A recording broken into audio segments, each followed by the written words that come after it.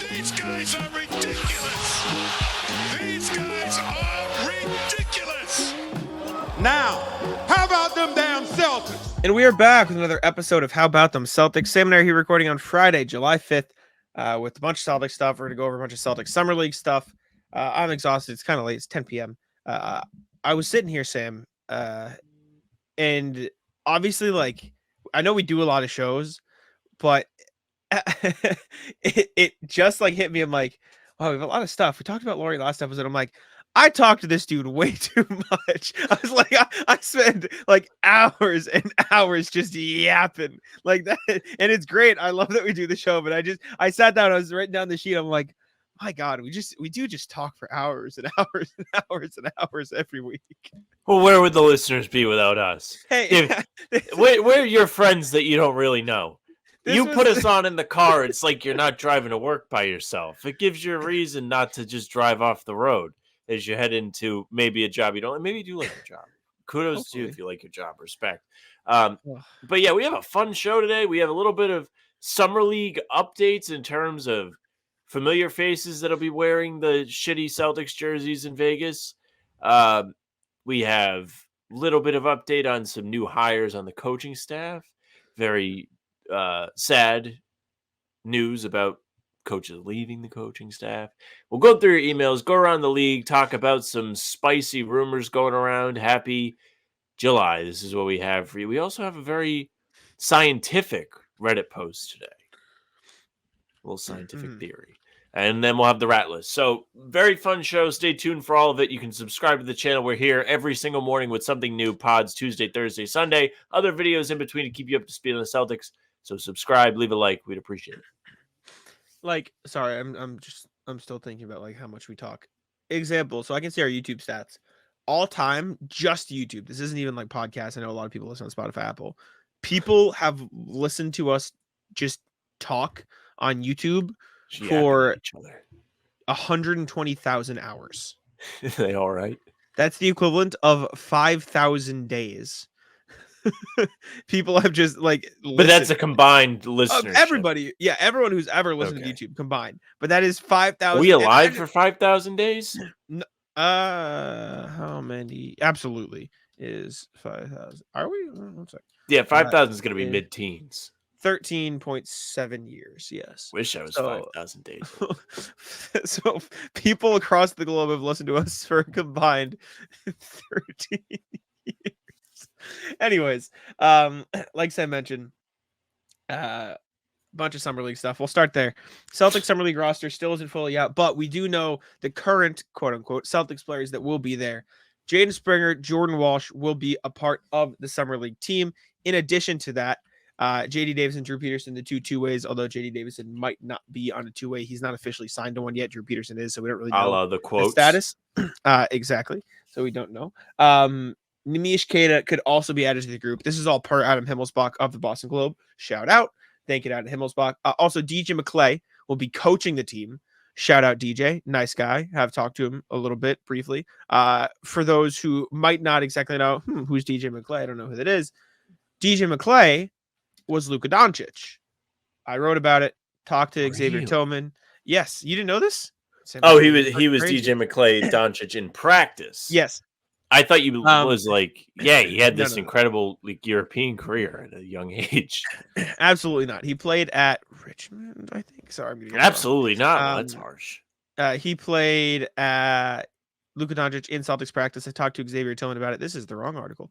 I talked to dude can't even plug his own fucking articles. I thought I clicked the right one. I don't know why it didn't work. Okay, bomb. DJ McClay played Luka Doncic in practice. I talked to Xavier Tillman during the finals in a one-on-one, and he said yes. He's literally been Luka. Not only was he Luka though, like it's not just like he's the guy. He was in charge of their defensive game planning against Luka. So like he was in charge of sort of leading that niche of the scouting. So him and Svi Mykhailiuk played Luka in practice to help the team get used to guarding a heliocentric player like that. Unfortunately, I asked Xavier Tillman, "Hey, who's been the better Luka?" He goes, "What? Svi." just sorry, DJ. Mean. But the point is, this guy, DJ McClay, great guy, great coach, is going to be the Summer League head coach for the Celtics in just about a week now. we'll be heading to Vegas to watch. But we figured we'd go over all the players who are going to be playing. Again, we'll do Nemi, we'll do Springer, we'll do Walsh, we'll do Davison, we'll do Drew Peterson, talk about what we want to see from them, talk about how likely it is they could get minutes next year, or like what type of minutes they could get, and how much Summer League is going to impact that. Is there a player you want to start with? Let's start with JD because we really don't know what's going on with him. Exactly. All right. Do you want to start, or do you want me to give my thoughts first? I'll talk. You pull up the highlights. All righty. We'll watch some JD Davison highlights. JD Davison was drafted by the Celtics in 2022. He's now had 2 years as a pro under his belt. He competed in the G League Finals with Maine. Not sure if he's played his last game as a Celtic. I don't root on anyone, especially on this team's downfall. I would never root on their downfall. However, it wouldn't be the worst thing if he's not on the Celtics next year. I don't know him as a guy. He's a young kid. He has plenty of room to develop. With that being said, it doesn't feel like that's going to happen here. He was really good for the the Maine Celtics this year. You can see he's a freak athlete. He did a good job distributing the ball for them, but you just don't really feel he has that same impact when he's playing on the big stage, which really no G League player is going to, but my goodness. Maybe we get to see some posters in the Vegas. Yeah, for audio listeners, we're watching highlights for the YouTube crowd, and JD Davison has thrown 2 posters 28 seconds into this video. JD Davison is going to be a Twitter mixtape guy in 5 years. How do you stop him? Whatever. Anyways, I was watching a video on TikTok. He has one of the 10 best high school dunks of all time, apparently. Really? According to that list, there's one. It's insane. I'll pull it up while you keep chatting if you want, or I can get my thoughts too. Just briefly, JD Davison is fine. I do think he is genuinely really, really talented player. This just feels like, I don't want to say the worst. He needs minutes. He needs real minutes. He needs real game reps, and he just has not ever had the chance to do that in Boston because of the guard talent they have. Like, Jerry Davison is a freak athlete, as you've seen here. He's a genuinely really, really good playmaker. He's not a good shooter, but he drives really well. He can attack. Like, if he got real minutes on a team that doesn't have any like actual point guard, it doesn't have any actual player they need, like no goals or anything, like you put him on the Wizards, or you put him on the Jazz, or you put him on the, one of these teams that can give him real minutes, maybe you'd get a little pop. Maybe you'd get something where he could be a high level backup. He can run your offense. Like, obviously the shot's going to have to come around, but it does feel like he clearly has the talent to be somewhere getting a chance at the NBA level. It's unfortunately just not going to be in Boston, which is if anything, I think JD Davison should not want to play for the Celtics next year. I think he should want to try to get a two-way spot where he could get the actual run, whether it be with like a Pistons, a Jazz, or Hornets, or whoever, right? I think it would be for his benefit to no longer be in Boston/Maine. Yeah, I agree. I think that's where you're going to see, like, it's going to be the real test. Does he have it? Does he not have it? Is he able to perform when he has more responsibility? And you mentioned it. It's just not going to happen here. I don't know what your stance is, but mine is I think Springer's just ahead of him in the pecking order. I don't really know if I like Springer. That really means anything for Springer, but I'm a big supporter of his, and I think he's got a lot more role player upside than JD does. If JD makes it, it's probably going to be like one of those, how did the Celtics let this guy go? He's so good, like he does so many things. And you can see when you watch these highlights, he has so much versatility to his skill set. He can dunk. He makes these highlight passes. He's athletic enough to block. Like, he is a quality player across many areas, but he doesn't have that same layer to his game where he's able to make an impact in a low usage. Jaden Springer has potential to be that guy. So looking at JD, what do we want to see from the Summer League? Well, we probably want to see him be the focal point of the team in terms of the ball handling, but I don't know what that translates to as far as his future with the Celtics, because it doesn't feel like there's ever going to be a role for him there. Yes. I will say, if he comes out in Summer League, which I don't think this would happen because I've watched him shoot jumpers all year, and he's just magically like unconscious from 3. Like he just like, oh wow, that changes things, obviously, because that is the one thing lagging behind. But it just doesn't feel like it. I can't find the exact CLC. Where do you see CLC? Team abbreviation. Cleveland Charge, I believe. Cleveland Charge. What a shitty name. Won't fight you there. I can't find the dunk. I know there was a crazy dunk, but I can't find what it was. Oh yeah, this is it. I found it. I don't know if this is the exact one, but this is. Pull it up. I just saw it. And like, here you go. I think it's right at the start of the video. Yeah, JD Davison just kind of kills a guy. Oh my god. he just murders a guy. That's the DeAndre Jordan dunk, but he's only 6'3". Yeah, this is insane. I think that we're about to see it happen. Yeah, throws it up, just bodies over the defender. Yeah, JD Davison's a freak athlete, man. I would love for him to put it together because I'll put it this way: if JD Davison was a NBA level 3-point shooter, I think he would get like real minutes in the NBA right now. But he's a little bit small, isn't an amazing defender. He hustles. He's a good athlete. Shot's not really there. It's tough. And so I think he needs to go to a team where he can get real minutes and get real NBA reps. And that's kind of my thought process. We did Drew Peterson videos, so we don't have to spend a ton of time on him. But Drew Peterson, we can pull up a little bit of highlights if we haven't seen enough in the past couple of days. Go check out our Drew Peterson video because they just signed him to a 2-way contract. So go check that out if you would want to see our full thoughts. But I'll keep it simple for Drew Peterson, Sam. Make your threes. Do everything else better than everybody else. Period. Maybe show some muscles. Maybe show some muscles. But like Drew Peterson on a 2-way contract, the goal should be I should be one of the best players on the floor. Period. Yep. Done. Like it. And so I think make your threes at a high clip. Do everything, rebounding, passing, defense, everything better than most people. Done. Period. That's all I want to see from him. I'm not even going to pull up the highlights. We watched a million yesterday. Go watch the video. Yeah, I mean, he needs to really start to show that he has got the elite skill, which is shooting. He needs to show that he has a little bit of an ability on the defensive end of the floor. Ideally, if he wants real minutes with the Celtics, he's going to have to bulk up. Him and Jordan Walsh both look extremely skinny when they're with the rest of the team. In comparison to me, probably not. But looking at them next to NBA players, they don't quite look NBA ready yet. Now we can move on to Walsh because he's an easy segue. And he is probably the most exciting guy in this bunch, arguably. Last Summer League, we were he exceeded all expectations last year. He was like getting buckets as a wing. Like he wasn't necessarily a heliocentric guy, but he was still like run plays for him, let him cook, hitting his step backs. I think he made a big shot at the end of a game.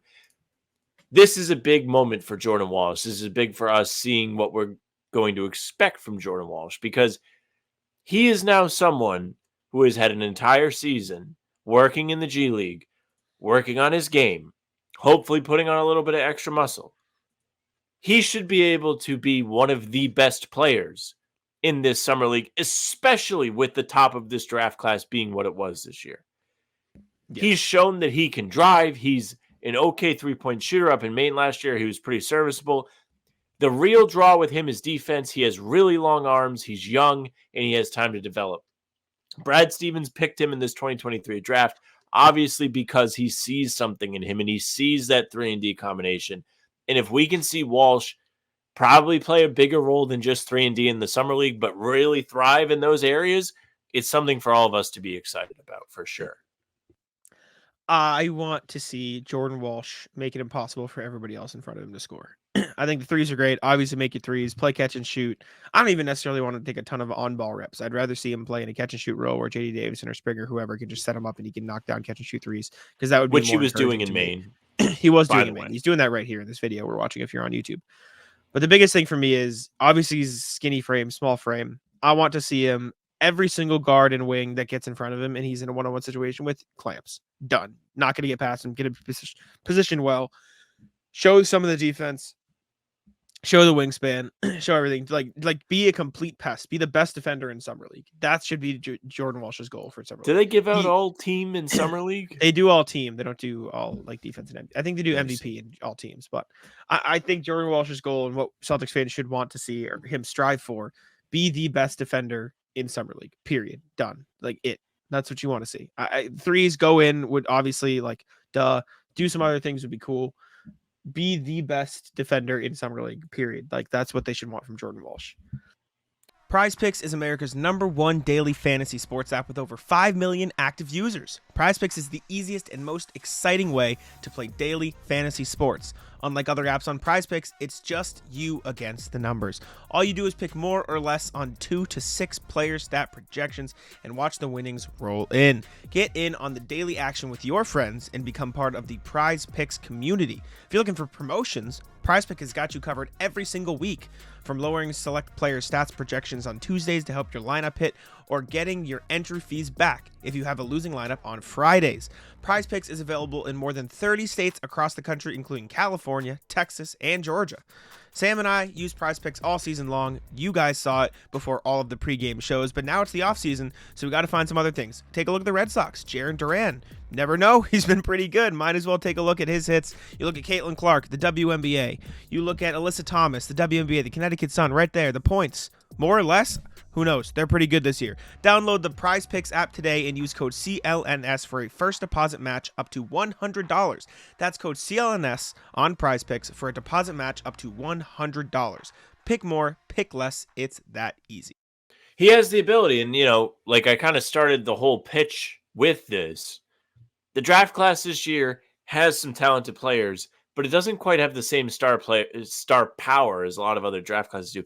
Not that those star guys ever show up and actually play in Summer League, a la Wemby last year, or Zion. He played the one game and then fucked off, or Ben Simmons. But he doesn't have a massive influx of new super talented guys to really compete with. So it's a big chance for him to take a step up and show everybody what he's been working on over the past year. Absolutely. Speaking of working on, Neemias Queta could be with the Celtics Summer League team this year. This is another guy, a la Jordan Walsh. He should be one of the best players in Summer League. Neemias Queta is very clearly a fringe NBA player, could get real minutes, probably will get real minutes on the Celtics this year. Oh, I realized we didn't talk about that. Jaden Davison's not going to get any minutes in the Celtics next year, unfortunately. Feels like Drew Peterson probably won't either. Jordan Walsh could be in the maybe he gets the O'Shea Brissett minutes role. Like he gets every once in a while he'll come in, play a 15-minute in a game. Maybe he'll give you 20. Maybe if guys are hurt, he'll I don't think he'll get a spot. He might get, maybe he'll get a spot start. Like I think there will be like O'Shea, obviously gonna play a different role, like he's a wing versus O'Shea a forward, but like I think it will be O'Shea Brissett-esque minutes for Walsh next year. The Peterson and JD, I don't think will get much. Well, yeah, there really is that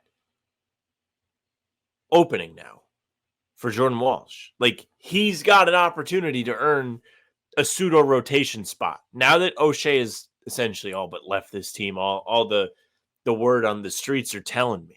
The streets say he wants more minutes. Yeah, I've heard he's going to look for something with more minutes, but if he can't find it, then he would come back to Boston. That's what I just listened to. Thanos meme with Keith. Where did it all bring you all back to me? Exactly. But even then, like if O'Shea's like testing the waters and nobody's willing to give him a minimum with more minutes, you still have like a minutes battle between the two of them. Like I think at least we haven't seen the Summer League yet. We don't know what's going to happen, but we could be walking away in like 3 weeks being like, damn, Jordan Walsh is ready to give O'Shea a run for those spot minutes next year. And that would be great. Yeah, I mean, knowing Celtics fans, they might even walk away saying, does he take Hauser's spot? Like, they're going to say some Can they trade Tatum? Yeah, they're going to say some egregious stuff. But trade Tatum in his big contract and keep Wick. No. Neemias Queta is a guy who's probably going to play like 20 plus minutes and 10 plus, like 15 plus. Like he's going to get real minutes next year with Porzingis out for the first 5 to 6 minutes. Me too, man. Like he has a ton of potential.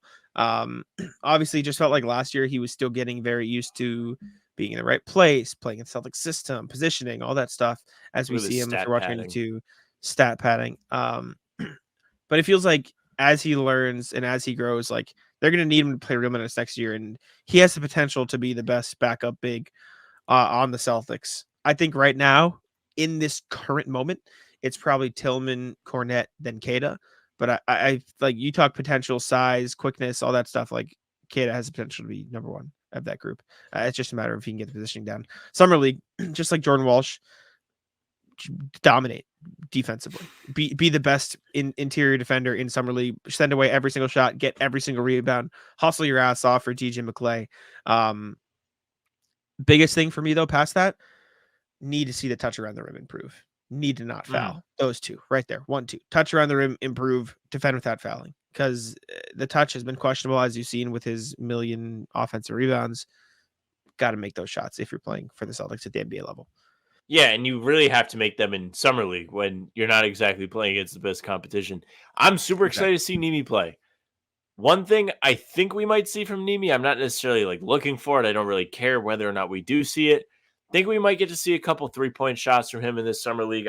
We know the two of us have seen him working on it.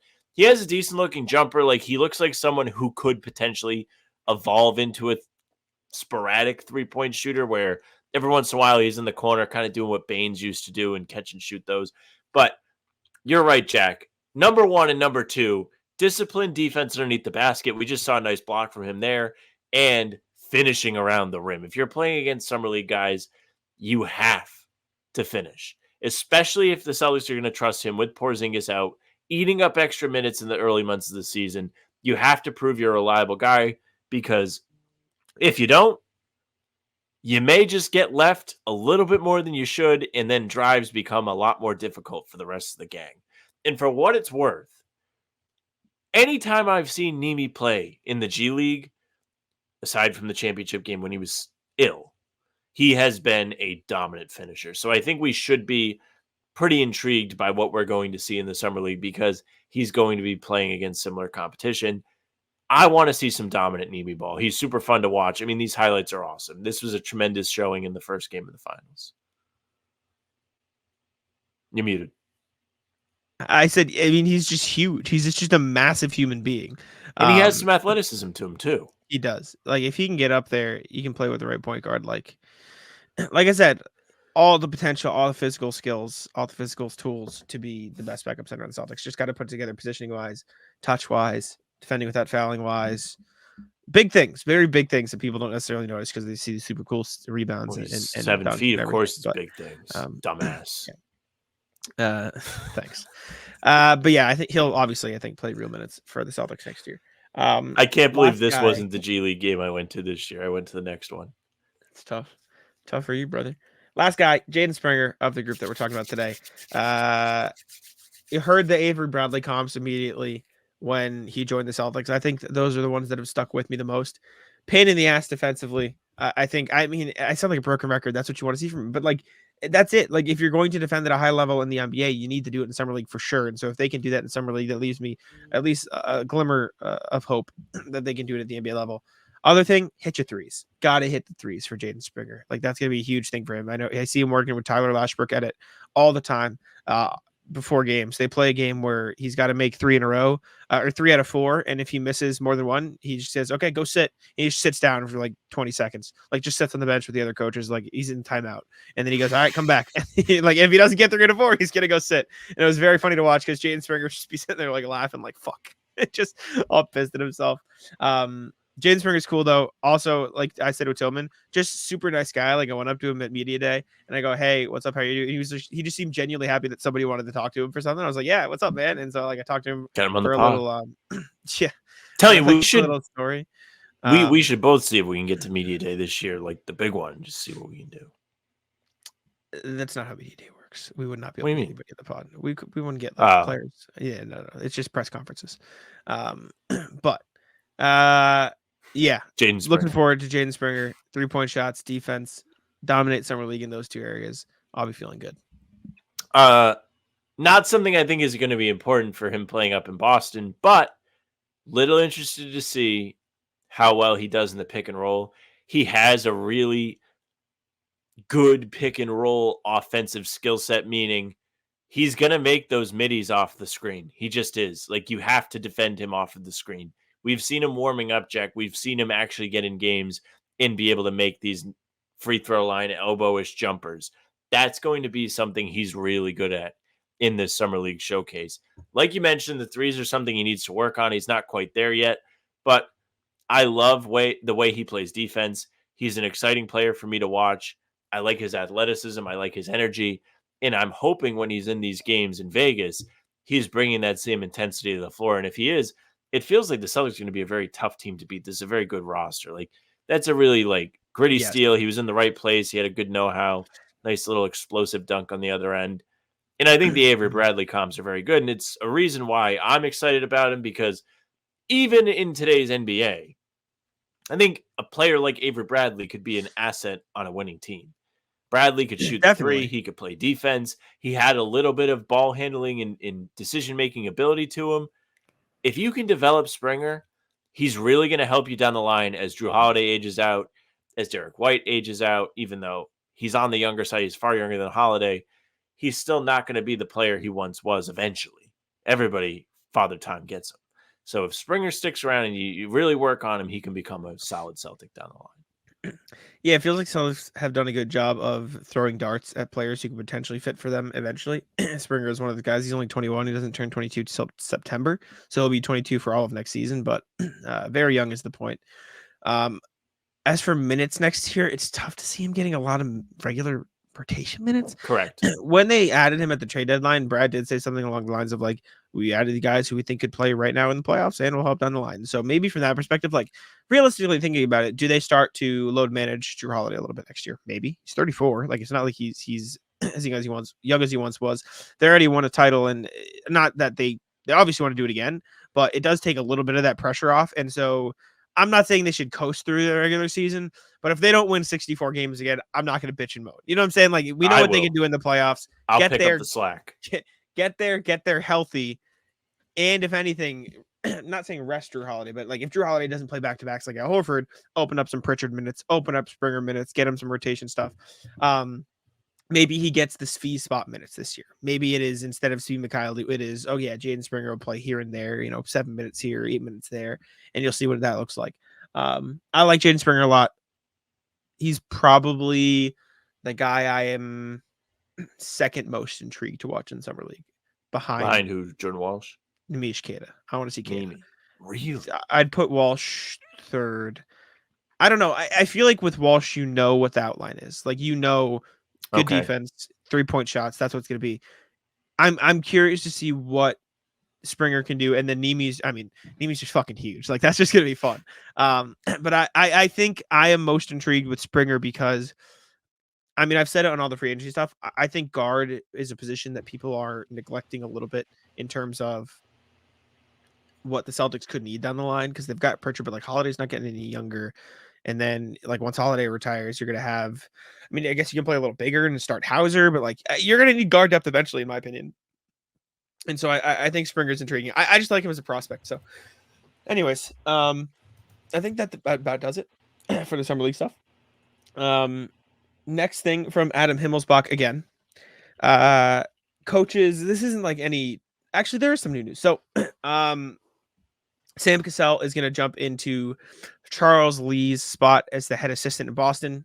DJ McClay, Tony Dobbins, Matt Reynolds are all going to move up a seat, up the line, whatever. And then Celtics have hired 2 new player development and video coordinator roles.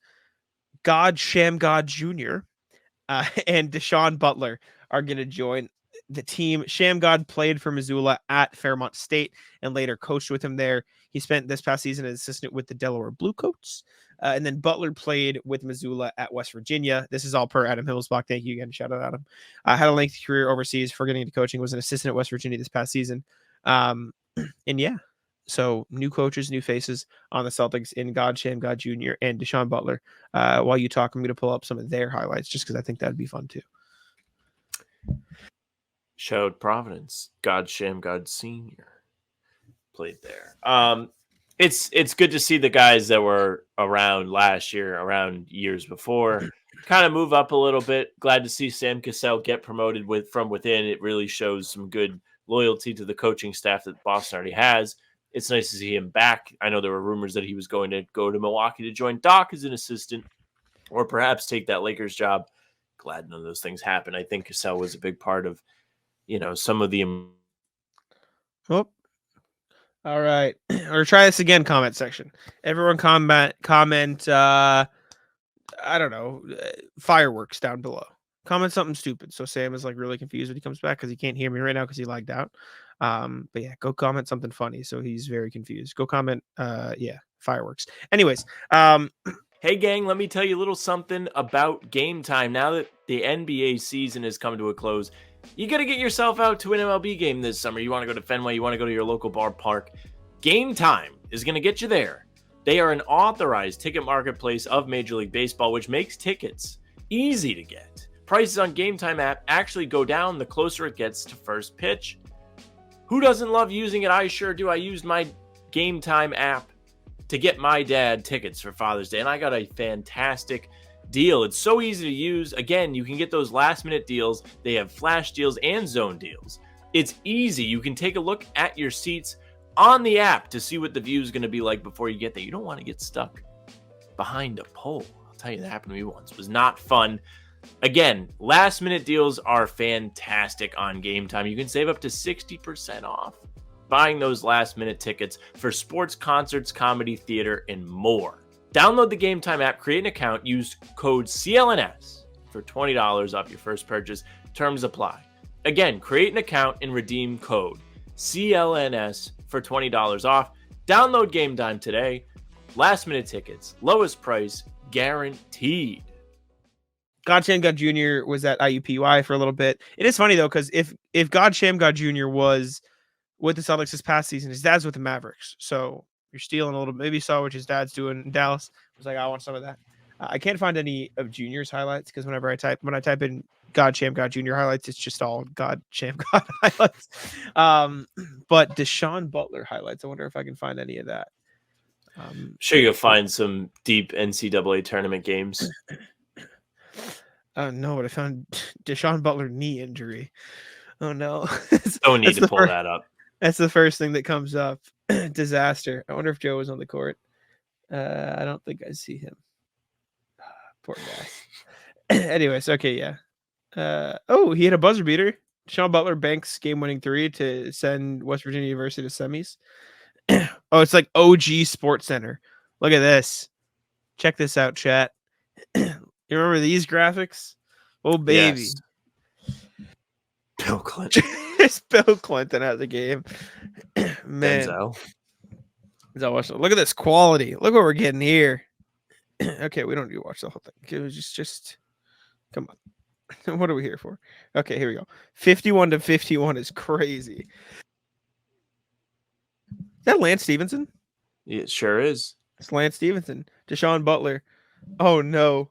The bank to send West Virginia to the semis of the Big East tournament. This is such low quality. I can't even find Joe.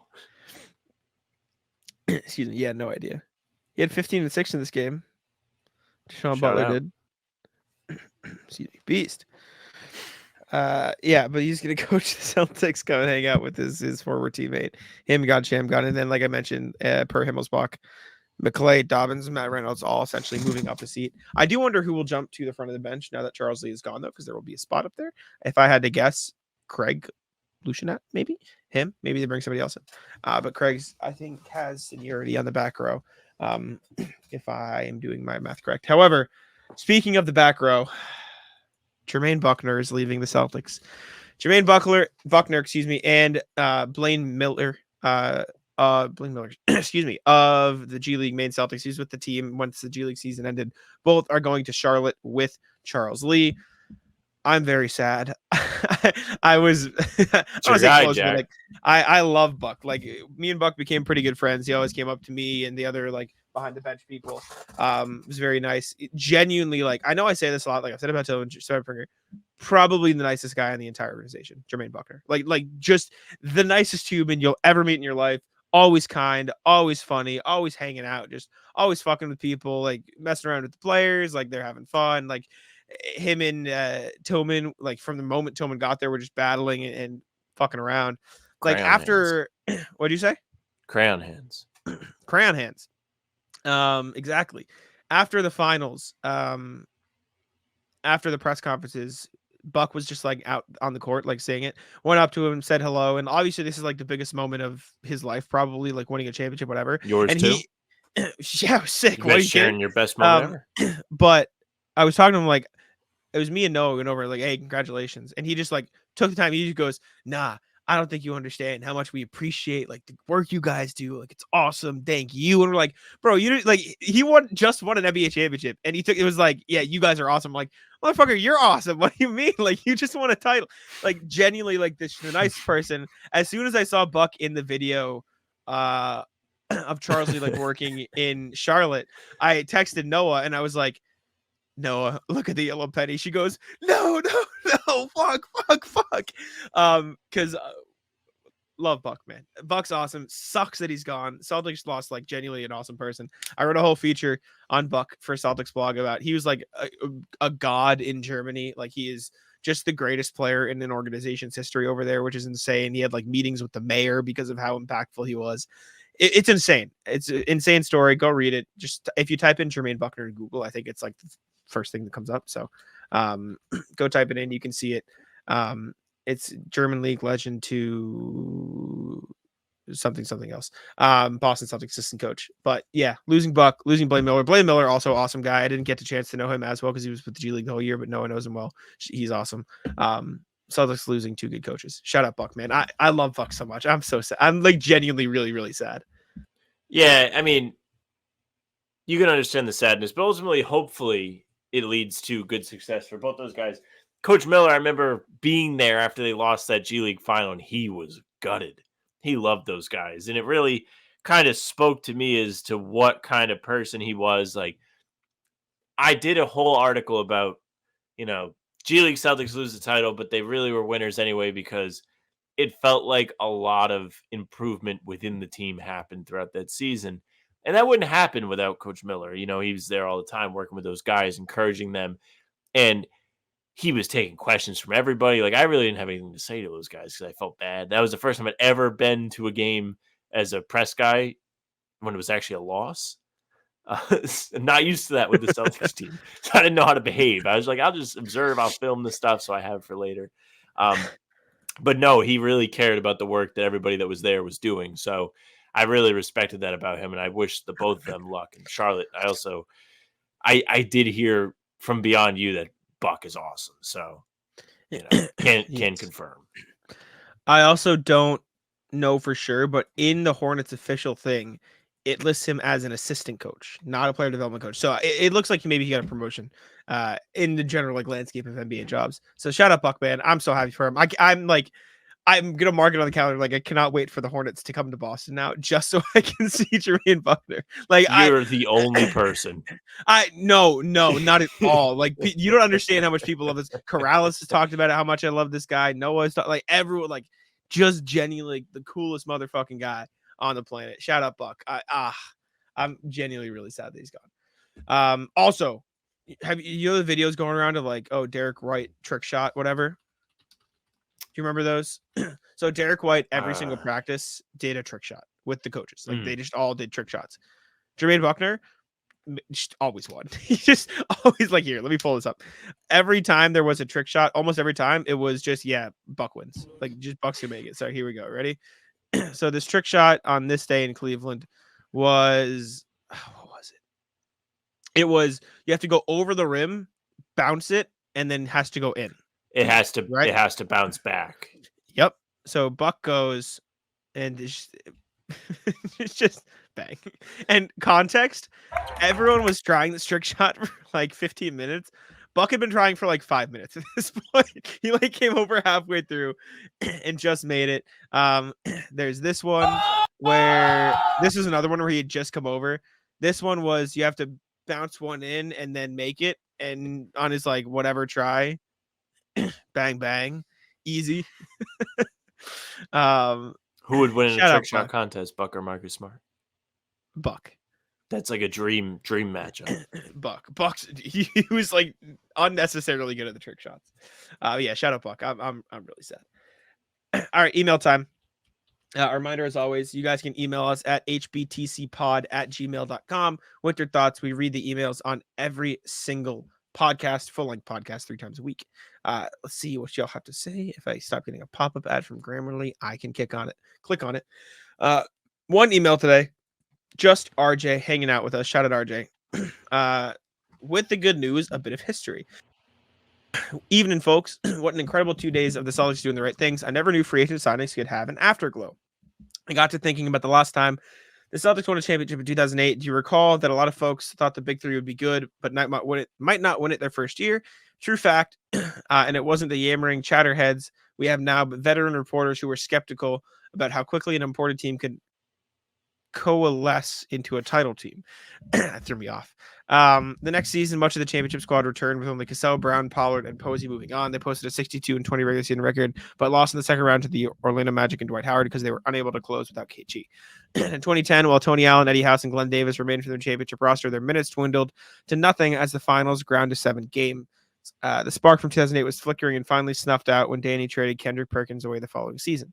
Team still won, but the Magic had gone away. The current squad, well, I'd argue that last year was their version of Kevin Garnett getting injured, as Kristaps only played 57 games, the same as 08 or 9 KG, and appeared in only 7 of the Celtics' 19 playoff games. But even with those limitations, the Celtics brought home banner 18 because they were prepared to win each game in its own fashion. And instead of losing members by the team by attrition, they're back and ready to build on their camaraderie and experience and knowledge of one another. Even though the Celtics will be without Porzingis for the first 2 months of the season, I believe they'll be stronger than last year's squad. One final bit of history. Bill Russell won his first championship with the Celtics in his first season, playing only 48 of the 72 games. The reason he missed the third of the season, he was busy winning an Olympic medal in Melbourne, Australia in November and December. Be well, RJ. It is miraculous how identical the Celtics roster is going to be next year. Like that is not a normal thing at all. Like, yeah, it doesn't happen. If anything, it's going to be hilarious to see like Shireman, Anton Watson, and whoever else they bring in be like the new guys. Usually there's like a group of new guys. No, there's gonna be like 2 fucking new people, and everyone else is gonna be the same. It's gonna be funny. I mean, you saw last season how much, specifically in the playoffs, the Nuggets missed their veteran guys. Like Bruce Brown not being there, Jeff Green not being there, really caught up to them when they had to rely on Christian Brown a little bit more than they anticipated. Had to lean into Peyton Watson a little bit more, and ultimately they went crashing out in the second round. Now, it's not those guys' fault. But when you start pulling pieces out of the Jenga tower, eventually it's going to collapse. Now you look at Denver, they just lost KCP, and they have even more holes to plug. The Celtics, while they may run out of time not having any Jenga plugs pulled from their tower, they're still delaying that. They have pushed it back, the process, at least a year from what they've done. For sure. Shout out Brad, man. It's incredible how much they brought back and how man's just cooking perpetually. Same the team is going to be. Well, maybe he's grilling because it's early July. Got to fire up the grill. True. Grilling overrated. So unbelievably overrated. In what sense? You don't like eating the grilled food, or you don't like doing it? I'd rather just cook it on a stove. It would taste better. It's less room for error. If I'm cooking a burger, I'd rather make a smash burger on a stove than grill burgers. Same thing with chicken. Same thing with everything. I like the chicken on the grill. I can see what you mean with the burger. It's just too easily fucked up, burnt, and overcooked. Out on grills. For vibes, good. Like good vibes, being outside, grilling, fine vibes. In terms of if I want to eat the best meal, overrated. We'll get to You ever grill corn? No. The lady grilled up some corn I've probably eaten last corn, week. It was good. Yeah, it's probably good. You know what else works? Fucking boil it. It's probably pretty good too. I think the grilled corn is better. Girls overrated. Anyways, NBA section. Buddy Hield officially sent to the Golden State Warriors. Warriors sent back a 2031 Mavs pick, I think it is. I think it's just the Klay Thompson thing they got back. But Buddy Hield's a Warrior. And I will say, they've done a pretty good job of replacing Klay Thompson. Klay Thompson they just brought in a bunch of guys who might be able to give them what Klay gave them. Klay Thompson, Chris Paul out. You get back DeAnthony Melton, Kyle Anderson, Buddy Hield. Pretty good. You've done a pretty good job. Buddy Hield and Steph Curry are number 1 and number 2.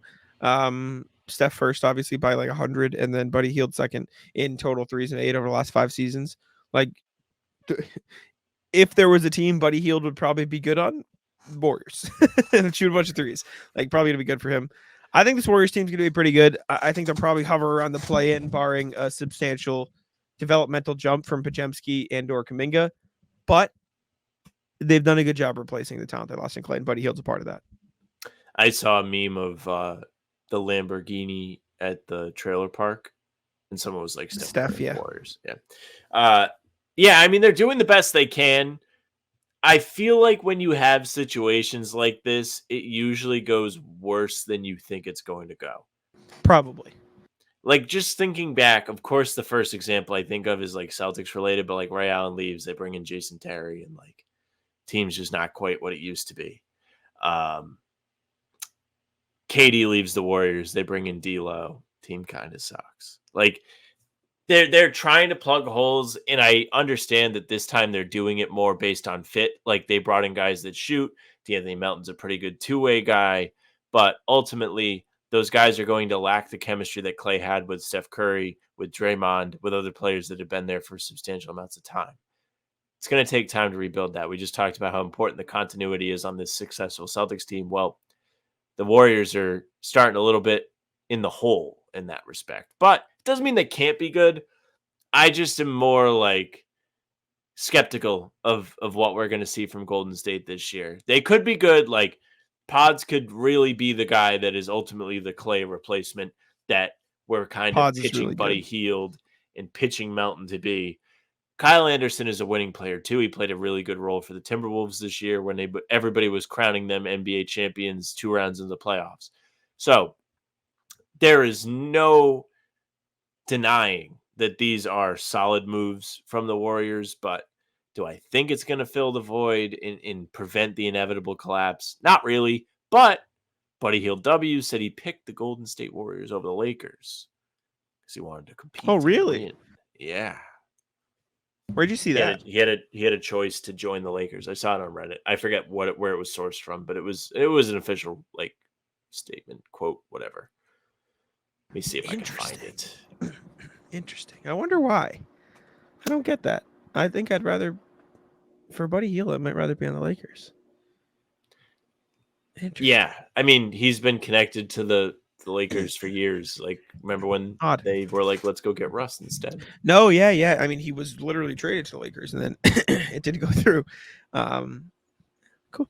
Anyways, yeah, Buddy Hield is a Warrior. Next thing, DeMar DeRozan has been linked to the Sacramento Kings. This is from Woj. The Kings and the Bulls have had sign and trade talks surrounding DeMar DeRozan.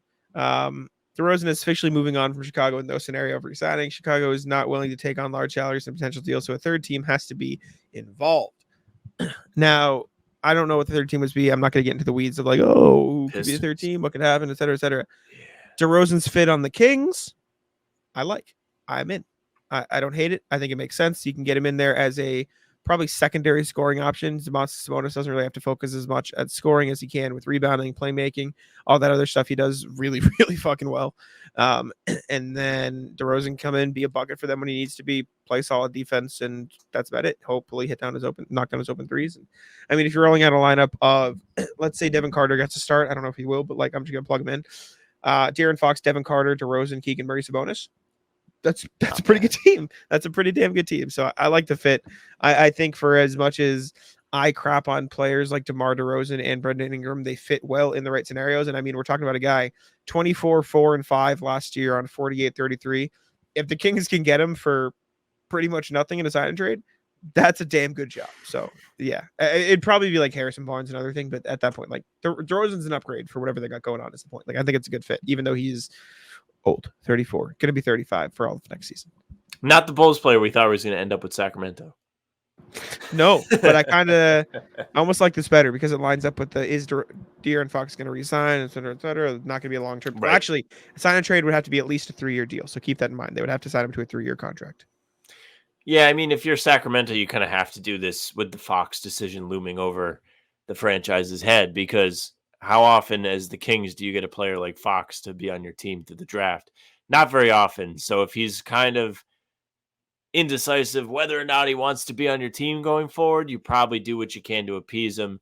And without absolutely gutting your roster, as Jack read from the Woj quote, Chicago's not really looking to take back big salaries, so you don't have to gut your team out too much to bring them in.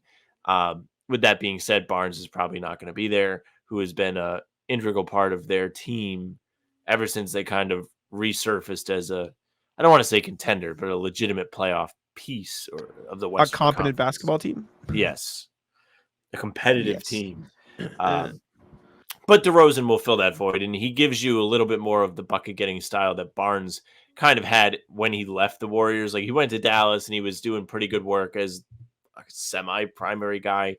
Then he ends up in Sacramento, and he's able to take a little bit of a backseat. But DeRozan will definitely be an upgrade for them. I'd be interested to see how it works out. I actually like that fit a lot for DeRozan and the Kings. So I'd be very intrigued to see. Next thing, another Lauri Markkanen update. We talked about it last episode. He could be being shopped. Apparently, the Warriors have a deal on the table, or they have offered it. It's from Tony Jones of The Athletic. Golden State has an offer on the table, and it's substantial for Lauri Markkanen. I think offers are heavily pick-based.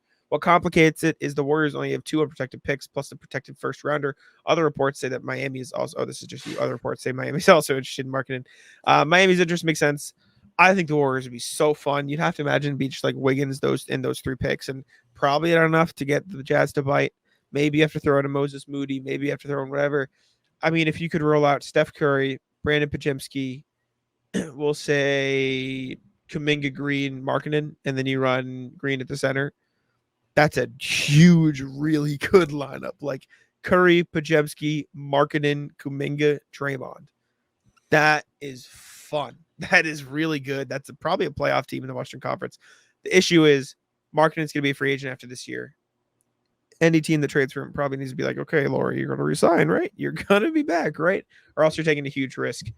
We talked about potential landing spots, but I think Miami obviously makes sense too. I mean, I would just like that as a Celtics guy, but yeah, Golden State I think is super fun. I think Golden State's got a little bit of a center problem on their hands, just as we discuss the potential lineups. Like, I know they still have Looney. Sure. It kind of feels like in this situation, Draymond would have to be the bench guy. You don't always have to have a traditional I think there's lineup. room at center. Yeah, but then you kind of lack some size. I know you have switchability, but Draymond's not who Draymond quite used to be. He's not, but I think he played a decent amount of center for them last year. Let me double check. And they were a great team last year. Yeah, no, obviously they could have been better. I think they definitely need to add size, but I don't think it necessarily needs to be Draymond off the bench. Where is this position? Tab control. And you don't want it to be Kuminga off the bench because you've already had the weird dynamic of him wanting a bigger role and wanting to trade. Right. Yeah, he was right. 70% center, I guess. I don't know. I think you can get away with it. Play small ball because you can run a lot of Trace Jackson Davis. You can run a lot of whatever other center you decide to sign, like Looney and stuff. But you can just start out with whatever look you want. Just so you have to start. I do like Trace Jackson Davis too. Closing lineups like do what OKC did with Hartenstein. Like you can probably run a lot of. I know Chet's obviously a lot bigger than Draymond, but you can run a lot of X lineups. But if you need somebody to guard Jokic and you get a big guy like Hartenstein to come in, guard Jokic, guard Embiid, guard whoever. I don't know. I like Markkanen for them. But speaking of the Heat, apparently there's only one guy in the entire Heat organization who understands the CBA, and there might not be many people around the league who understand what it is. This is from Ethan Skolnick of 5 Reasons Sports, which is a local Miami outlet. But this is the grand point, okay? I think it has to be resolved here in the NBA. It appears that a lot of agents do not understand the CBA. And I've been told by people inside the Heat that really only one person on their side understands it. Like one person in the league. And it happens to be Andy Ellsberg. No one gets the CBA. No one gets it at all, which is so funny. It's like players don't get it. Ownership doesn't get it. Front offices don't get it. Who the fuck signed off on this? You know what my favorite part of the new CBA was? Is they literally dropped it. I think it was 4 days or 3 days before free agency last year. They unleashed a nuke on the NBA media, on the NBA front offices around the league with the CBA. And then the CBA is just essentially out there just to ruin everybody's life. Because now, if you didn't already have a good team and you were paying guys, you're forced to kind of start from scratch because it'll be impossible for you to bring in talent. If you're in the front office, you're expected to understand this. Apparently no one does. In Miami, Sounds like they're really struggling to understand. It does make sense because they do lead the league in Photoshops. They love saying the Heat are getting this guy, Heat are getting that guy, Heat are interested in Donovan Mitchell, he resides with Cleveland. Heat are interested in Lauri Markkanen. Well, riddle me this, CBA. How the fuck are you going to figure that one out? Yeah, I don't know. I think they could do a sign and not a sign and trade, but they could like trade somebody for Lauri Markkanen. Like they could definitely do a trade for him. Like Duncan Robinson for Lauri makes sense. Like there's avenues, but I don't know how true it is that only like one team or one guy in the whole there's no front way. office side of the league understands the CBA. But from an outsider's perspective, Miami only having one guy that understands the CBA has to be like the NBA version of like not knowing how to read, like as a franchise. Like that's what it feels like. Yeah, a little bit. Probably not ideal. All right, Sam. What is this dumb shit that you have put on the sheet about Zion Williamson? So I was scrolling Reddit today, Sure. and I saw that some Reddit scientist, fan of the scientific method, did some did some research into how our heavy boy performs based on the quality of the food in each city in which he plays in. So the results are up on Reddit. I'm currently making a note in the sheet, so I don't have the post right in front of me. Stand by. Alrighty. I can pull up the post if you want to read off my screen. Okay. I have here it. we go. Okay. Post reads. I analyzed Zion Williamson's performance in every NBA city to see if there is a correlation between his game score and the city's restaurant ranking. This comes from user minimum-conference61. User writes, everyone in NBA circles knows about Zion's struggle with weight as portrayed by the media. This made me curious to see if a city's quality of restaurants affects Zion's game score. Steps. Firstly, I created a restaurant ranking for all NBA cities in which I combined the restaurant rankings for NYC and Brooklyn, excluded Toronto because most rankings are for the United States only. Secondly, I went through all of Zion's game logs on Basketball Reference.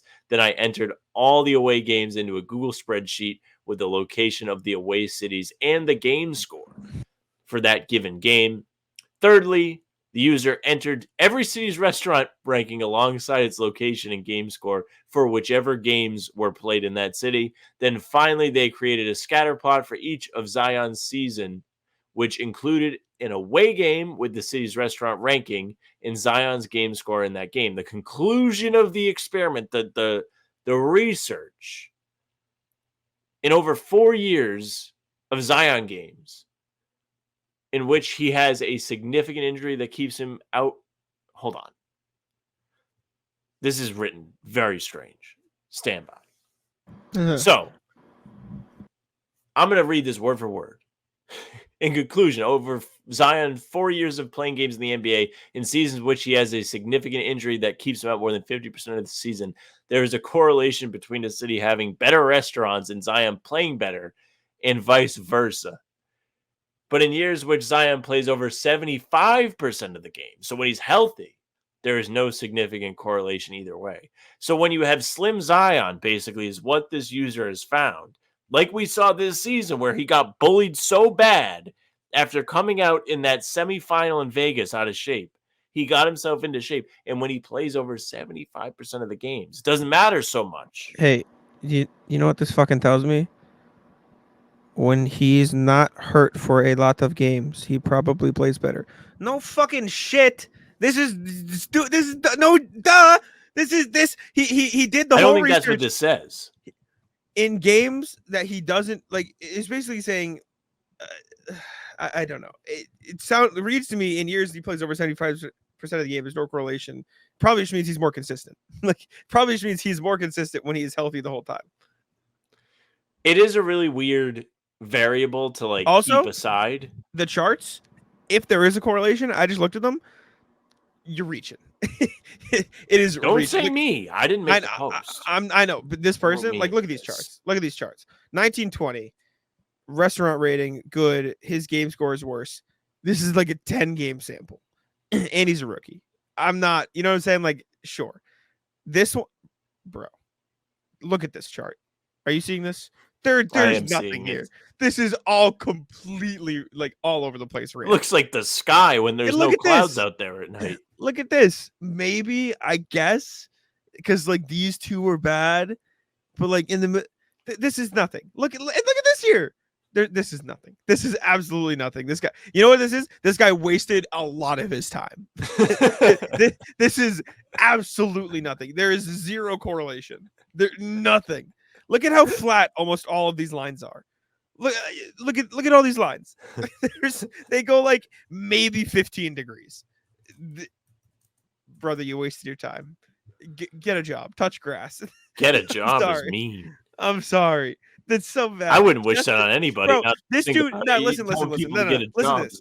Listen to this. This dude spent hours of his life trying to prove, haha, Zion fat, just to be wrong. Embarrassing. Embarrassing. It's tragic. He tried to be the Harden strip club guy and didn't quite do the job because there's no correlation. He tried to. Fucking idiot, moron. Yeah, no, nothing there. Those charts are bogus. All right, quickly before the route list, let's catch up on if we've missed any free agent signings. I don't think there's been much. Franz extension. We've done it. Franz Wagner has extended on a 5-year max contract with the Magic. This is true. So there's that. Outside of that, other free agent signing sense. Should look through here. Let's see. Again, I don't think there's been too much. There is no recent. It's just all like go through. We did the Magic bigs, Wagner and Goga. Shake Milton was a part of the sign and trade for Mikal Bridges, so he's going to be a net now, and he signed a new 3-year deal to join the Nets. Excuse me. So there's that. Alex Burks signed with the Heat, so there's a new Heat guy to be really good and be annoying. Oh, he's going to be a Heat guy. Yes. Past that, Thomas Bryant resigned with the Heat. Ooh, Jermaine Samuels, that's cool. Local guy. He's from like 2 towns over from me. Jermaine Samuels. I think that's it. There wasn't much else. Chris Dunn to the Clippers, but we knew that a long time ago. But still, all right, cool. Damian Lee to the Suns. Oh, Taurean Prince to the Bucks. Excuse me, is another new one. And I think that does it. All right, Ratless Sam, what you got for me? Ratless seaweed. I hate seaweed. I went out to the vineyard yesterday with the lady for the 4th, and she loves the beach. The beach is amongst her favorite things. Neither one of us are beach guys, for what it's worth. Don't like the beach. If you like the beach, you like the beach. What are you going to do? Beach sucks. Like the beach. Beach is golfing without golf. That's all the beaches. Beach is golfing with no activity. Beach is golfing, but just sit there. Just be in the hot. Okay. Golfing with less clothes and less activity. Yeah, it's golfing, but it's golfing, but if I just go sat in a fucking bunker for 5 hours, why would I want to do that? Why would I want that? Why? I think you're really trying to make this about golf. I love golf so much. But anyways, we go in the water and there's just this wall of seaweed you got to get past before you get out to like the smooth sand. That's another thing I don't like about the beach is the sand before you actually get into the water has like all shit in it, like shells and rocks and you're shit. Stepping on all that. You don't know what you're walking into. I don't mind the water. Like I'll go in the water. Water was cold. Football around. Cold is bad. Seaweed ruins it. Obviously. If there was just like a thing where it was all water and no beach, it'd be great. Oh wait, it's a fucking pool. Just go to a pool. Why would you ever want to just go? Anyways. But yeah, so we went out there, just gross ass seaweed. It was the red seaweed too. I hate the red seaweed. All seaweed sucks. There's not even any like cartoonish value to that. At least like when there's seaweed in cartoons, it's green. The red one is just like creepy looking. I always assume there's something living in there too. Like I think I'm gonna walk through it and get got by a crab. Well, probably is. There's definitely shit living in there. Sucks. It's bad. Very not bad. A fan. Ratless myself. So shocker, I played golf today. Second hobby. I love it. In the summer, the Ratless just become Jack talks about going golfing. It's phenomenal. I'm gonna golf, and I'm golfing on Sunday, so be ready, baby. I hope it rains. I will say it did rain for like 2 holes today. I played really well today for my standards. Like if I break 100, I'm happy with my day. I ruined it though because I went all day. I only had 1 7 on the scorecard, so I was all like 6 and unders on every other hole, which is really, or maybe 2 sevens. A really good day for me. What's the average par at your course? 5? 4. It's not good. I'm saying for my standards, par is like 70. Context, par is like 72, and I'm happy if I break 100. Like you know what I'm saying, like standards. You think you'd be better at golf? No, I'm no, absolutely not. It's under breaking 100 is like good for a bad golfer, if that makes sense. You know what I'm saying? Like it is Breaking 100 is the golf version of the Pat Bev celebrating on the scorer's table in the play-in. Kind of. I mean, you know Barstool, you know Trent, right? They did a whole series breaking 100. I'm not watching. I'm not sitting here watching. Do you know who that is though? Do you know who Barstool Trent is? Is he Trent in the Ryan? foreplay thing? Yes. They did a whole series for him breaking 100, then did one breaking 90. Like that's like the standard, like for bad to average golfers. And I shot a 96 today, so I was pretty good, and I felt like it felt good all day. And part of it is just like it feels good. 18th hole, I got a 9. Not good. Yeah, my God. Bad. You want to talk about a joke? Literally, I could have got like a 93. Like my best score ever is a 91, so I could have like had my best score ever. I had a good first shot, laid up my second shot, then I went in the water, or the shit had to drop. Then I missed the green, went back in the sand. Then I couldn't get out of the sand. I just made a whole mess of it. But my day was not as bad as my friend Mike's day. Mike is another guy I'm moving in with in September, one of my friends. Mike did not have a good day. Well, let me rephrase. Mike had a great first 9. He played well. That's like even 49. worse. He got his hopes exactly. up. And then like 3 holes into the back 9, it all fell apart. And by the time, so we finished the 17th hole of 18, obviously. And Mike gets so mad, he just drops the ball behind the green and just swings and just like blasts the ball into the woods. Like he's just like it's the equivalent of I took a driver right here and just smashed it into my computer. He just chucked it into the woods, like full on, just hit it full into the woods. He goes, "That was the best contact I made all day." He's just like head in hands, like, oh man. And I'm golfing again on Sunday. And do you have like custom golf balls that you use so you know it's yours? I just like take a Sharpie and write a little J on mine. But there's like different brands, and you say, "Oh, I'm playing this brand, playing this brand, playing this brand." But yeah, I guess you can't invest because you're afraid you're gonna lose them. Yeah, my balls are also, or excuse me, my clubs are also like really bad for me. This is like getting way too into the golf terminology, but like my clubs are really like skinny, so there's not a lot of like the face of the club is like the width of my there's phone. not a lot of surface area if you hit the ball.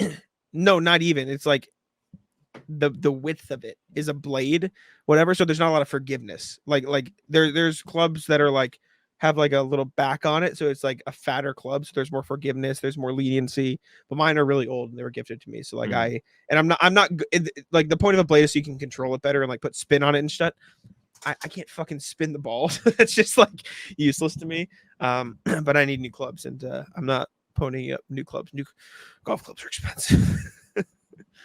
I'm running $1,000. Oof. Tough. Yeah, right. Just play basketball. The ball costs you $60. Yeah, I do both. I was gifted these clubs. I didn't pay for these clubs. Ratlist Frank. Today I wouldn't completely call it raged off Xbox, but I raged off Xbox for like the first time in probably like 5 years. Nah, 3 years. I think I was still doing 2K League. It's probably 3 years ago. So we're playing pro clubs on FIFA. And Frank and I are running a break 2-on-1. And Frank recognizes that it is time to make the pass. And Frank does make the pass. However, Frank hits the wrong button and fucking does a cross, makes my guy back up and lets the defense catch up. Then, once our possession is over, the other team runs down and scores and we lose. I almost spiked my controller. Pressing the wrong button is so fucking funny. It's just like, it's tough because I know he just doesn't really play that much, and the feel for the game isn't. I mean, I don't play FIFA that much anymore, but I played a lot of FIFA in my day. Was it just you two in clubs? Yeah, I was playing the any position. Let me know next time. I'll run clubs. I love clubs. You were probably golfing. We were playing today, but I will let you know. Probably. But anyways, he cost us the game, and he's not experienced enough for me to really get mad at him. So I just had to get off. Yeah. Pro Clubs has not been that great. In theory, it's fun, but it's no MLB The Show. I can just picture Frank going, "Oh shit, shit." Wait, he knew he fucked up. I know exactly. It was a very similar, like when you oversleep and there's really nothing I can say to you. Like, I'm not going to give you shit about it. You know you made the mistake. It's like that. I haven't done that in a while. No, Knock on wood. You pick your spots real good. You make sure it's a day that we have the smallest window to do anything. It's true. What else? I just golfed, man. I don't got nothing for you. I need to get like a flat tire or something on the way to golf. Spice up the day. Great. It was awesome. I'm trying to think. I'm trying to I'm not even thinking of rat list shit anymore. I'm just thinking of stuff that I did. I made fried rice the other night, which was awesome. It was really good. Pat myself really? on the You're back. Talking about making rice? Yeah. It was great. And it was fried rice. No, I made the chicken, I marinated, I cut it up, I fried it, I made the eggs, I cut up the veggies, I threw it all together. It was a good meal. I'm really grasping at straws here. I don't know. Jack, talk about fireworks. Oh yeah, fireworks. You hate fireworks. Well, there weren't many near me this year. Really? So aren't top of mind. Yeah, it was nice. 4th of July sucks, man. It's got to be bottom 3 holiday. It's just it's not even Independence Day, by the way. Did you know that? Really? No, it's not. I'm serious. It's the day they signed the thing, right? Yeah, but it's no. Okay, this is Independence Day. Aren't you you're a history major, right? I am. You got the bag. Tell you what, while you look that up, 4th of July this year, prime real estate on a Thursday. Prime real estate. Making that Friday a free day off. America declared their independence on the 4th, but it's not on July 2nd. They voted to declare independence, but then they wrote it down on the 4th. Took them 2 days to write it down. Yeah, what are we doing? It's just garbage. It's also just a stupid fucking holiday. I'm sorry. It's been 200. It's been 100 something years. Get over it. I think every country does this though. It's dumb. The way any country that was dependent is now independent. I'm pretty sure they have an Independence Day. The way America celebrates it is stupid. It's just sitting around outside all day. You got a day off. Day off is great. The way I celebrated it was fucking stupid. Fireworks at 5:45. I'll tell you fireworks that. Suck. Fireworks are stupid. You know what I thought the other day? Fireworks are the adult equivalent of jiggling keys in front of a baby's face. It is pointless nothingness. This is how you entertain a baby. Oh, look at this pointless object. Look at it in front of your face. Oh, cool noise, cool lights, cool shiny. You know what a firework is? Cool noise, cool lights, cool shiny. It's just shit in the sky. Why do I care? I'm gonna go sit in front of a computer and watch a movie or something. Why do I want to see lights in the sky? What is the U.S.'s obsession with exploding shit? Why? Why are we just blowing shit up for no reason? There's a video out there of morons trying to light their own fireworks, and it's just they explode their car. Why? Why do we need weapons? Why are we making weapons into pretty lights? It's the most pointless thing. 2 days ago, from Westerly Police. Shout out to Channel 12 for posting the web article. Westerly police continue to investigate a fireworks-related death that occurred earlier this year. According to Chief Paul Gingerella, the cause of 39-year-old David Ziegenfuss's death on May 12th was determined to be a blast injury to the head. Gingerella said it appeared that Ziegenfuss and others were messing around with fireworks at a home on Pond Road when a mortar-style firework was put on his head and set off. Terrible. Across the nation, July 4th this year, 9,700 people were treated for fireworks injuries. Are we fucking stupid? 8 people died. Is July 4th actually Darwin Day? What are we doing? Yeah, dude, it's like, it's the most pointless thing. It is top 5 dumbest things on the planet, fireworks. So pointless. So unbelievably Did you dumb. see the one that was like the eagle?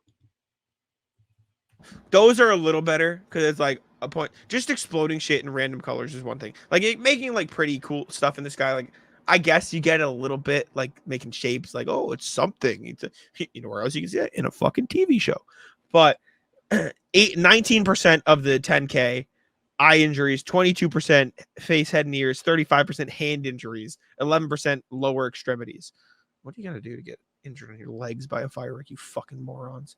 It's are fireworks legal in Massachusetts? I think they're not. I remember reading about a state police just got somebody on the highway because they had fireworks. Massachusetts. You know what? Massachusetts, shout out. The only state in the U.S. where it's illegal to sell, use, or otherwise possess fireworks as a private citizen.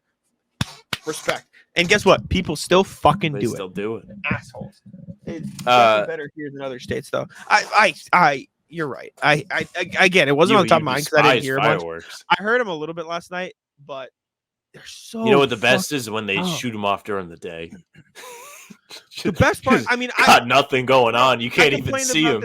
I complain about this in the winter. People are just shooting them off in like October here. What are we doing? What are you fucking Halloween celebrating? Fireworks? You never heard of that? Fuck off. No, fuck you. I hate fireworks. Ratless the white party.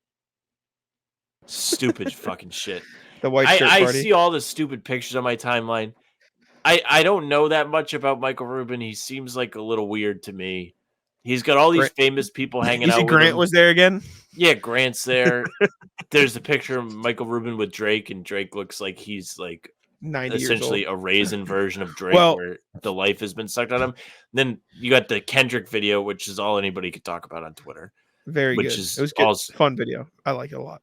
People are pointing out some of the funny stuff. I had to appreciate it. But Ratless is stupid fucking party, man. This is like ultimate. We're all rich, so let's do something that rich people only can do. It's true. It is. Stupid fucking shit. Get the stupid Larry O'Brien trophy there. Not stupid. Stupid that they brought it there. Shame. Yeah, grilling is dumb. Beach sucks, man. I hate the beach so much. It's so stupid. Why would I willingly just like? You hate the summer. It's getting. Winter's my favorite season. I like it when the Celtics are on. Winter's great. Love wearing my hoodie. Don't have to go to the beach. It does suck though, because you know what I can't do in the winter? Golf.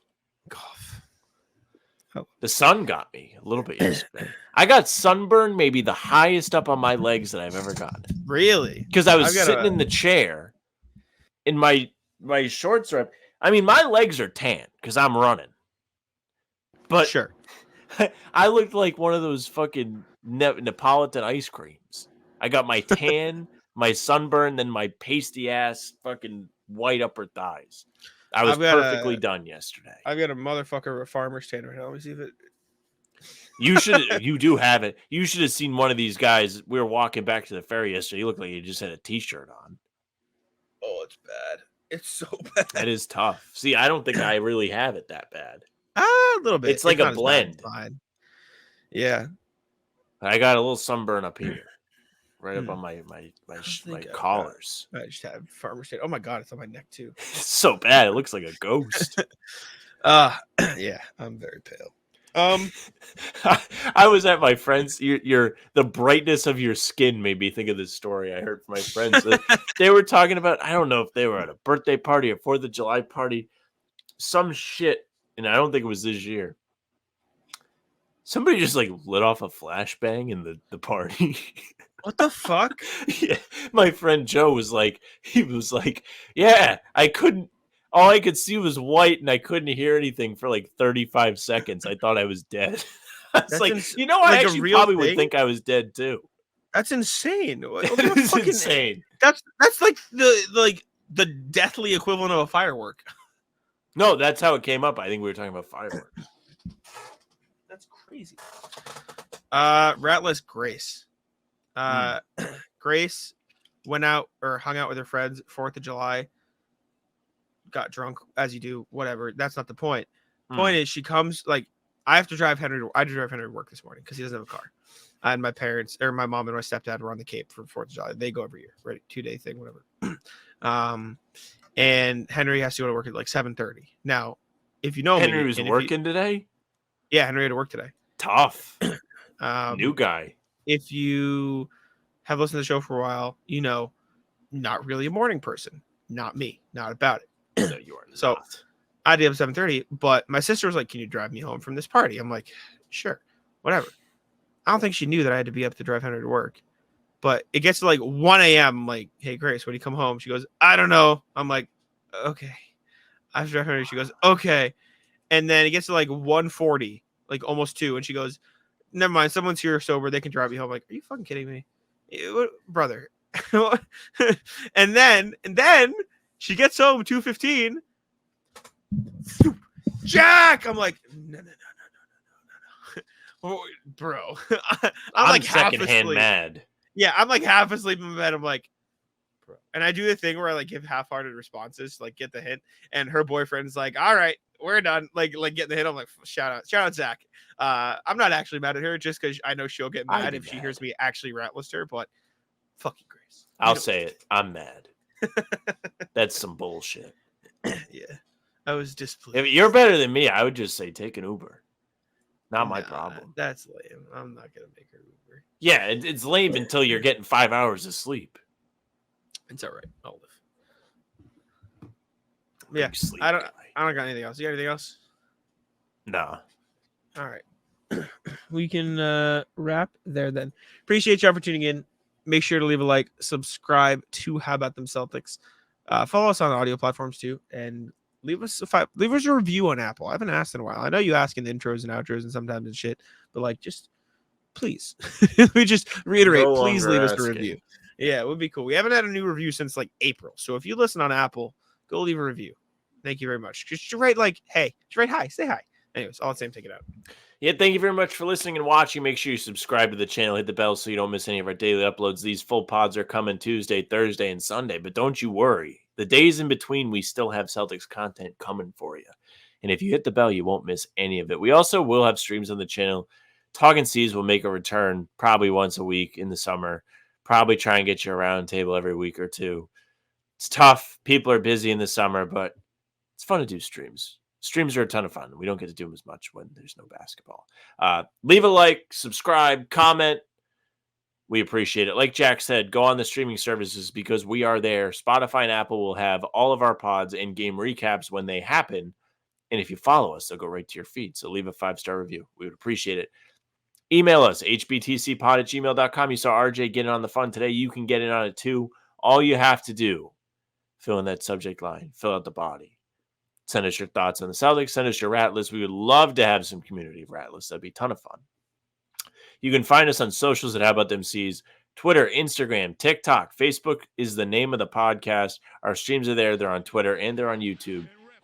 But Jack's Twitter is at Jack's1NBA. Mine is at Samuel Franz NBA. That's it for us. Bye. Tic-tac-toe.